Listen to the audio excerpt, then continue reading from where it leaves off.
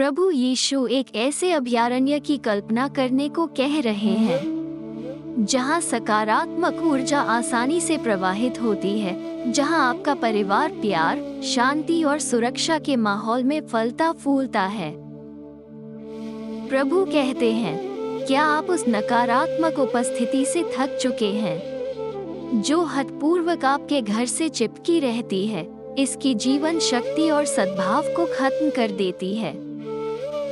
ये केवल दिवा स्वप्न नहीं है, प्रभु यीशु के दिव्य हस्तक्षेप से यह आपकी वास्तविकता हो सकती है। अनदेखी ऊर्जाओं से भरी दुनिया में कभी कभी नकारात्मकता हमारे घरों में अपना रास्ता तलाश लेती है।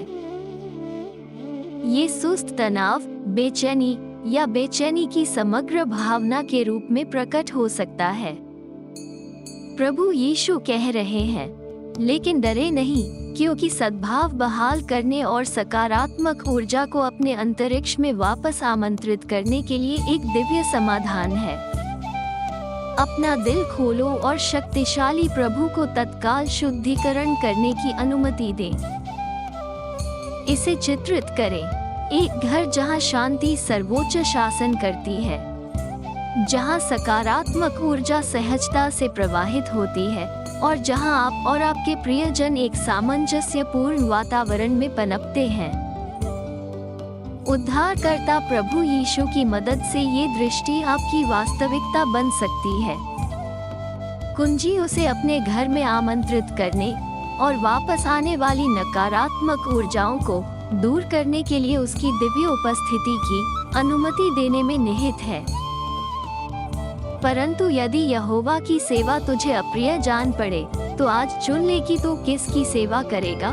चाहे उन देवताओं की सेवा करे जिनकी तेरे पुरखा परात महानद के उस पार की सेवा करते थे, वह एमोरी जाति के देवता जिनके देश में तुम रहते हो, परंतु मैं और मेरा घराना यहोवा की सेवा करेंगे। ये पद हमारे घरों में परमेश्वर की उपस्थिति की सेवा करने और उसे आमंत्रित करने के लिए एक सचेत चुनाव करने के महत्व पर प्रकाश डालता है। परमेश्वर के मार्गों का पालन करने और उनका मार्गदर्शन प्राप्त करने के लिए प्रतिबद्ध होकर आप अपने घरों में शांति, सकारात्मकता और सद्भाव का अनुभव करने के लिए खुद को खोलते हैं। जब आप अपने घर में प्रभु यीशु की सेवा करते हैं, तो आप उसके स्वर्गदूतों को भी खड़े होने और अपने घर और अपने परिवार की रक्षा करने के लिए आमंत्रित करते हैं। ईश्वर के मार्गदर्शन की खोज करके और अपने जीवन को उनकी शिक्षाओं के साथ संरेखित करके आप एक ऐसा वातावरण बनाते हैं जहां शांति शासन करती है, सकारात्मक ऊर्जा आसानी से प्रवाहित होती है और आपके प्रियजन सद्भाव में बढ़ते हैं। प्रभु यीशु और आपके स्वर्गदूतों को आपके घर में शासन करने देने के लिए एक सचेत विकल्प बनाने के लिए ईश्वरीय उपस्थिति टाइप करें। क्या आप शुद्धता और सकारात्मकता के द्वार खोलने के लिए तैयार हैं? अपने आप को प्रभु यीशु की परिवर्तनकारी ऊर्जा के लिए खोलें, जो अपनी सुरक्षा, शक्ति और अटूट समर्थन के लिए प्रसिद्ध है।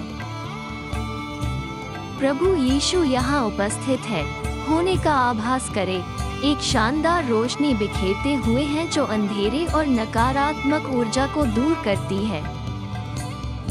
एक बार जब आपका निमंत्रण पूरा हो जाए, तो अपने घर में एक पवित्र स्थान बना लें।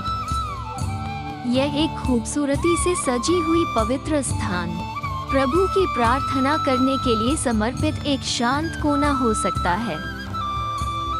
इस पवित्र स्थान में अपना निमंत्रण दें, प्रभु यीशु की दिव्य ऊर्जा का स्वागत करने के आपके इरादे का एक भौतिक प्रतिनिधित्व।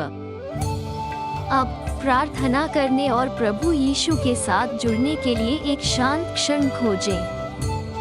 अपनी आंखें बंद करो, एक गहरी सांस लो और अपने पवित्र स्थान पर उतरते हुए उज्ज्वल प्रकाश की किरण की कल्पना करो।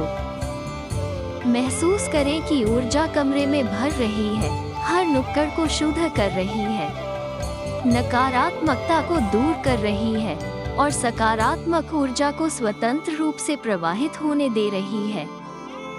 बाइबल में एक वचन है जो अंधेरे को दूर करने और दिव्य हस्तक्षेप को आमंत्रित करने के लिए प्रकाश और प्रार्थना की शक्ति पर जोर देती है।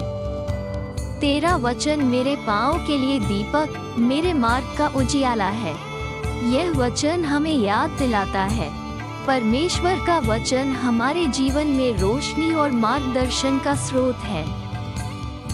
अपने घर को साफ करने के लिए प्रभु यीशु को आमंत्रित करें। नकारात्मकता के किसी भी अवशेष को दूर करने के लिए जो वापस आते रहते हैं।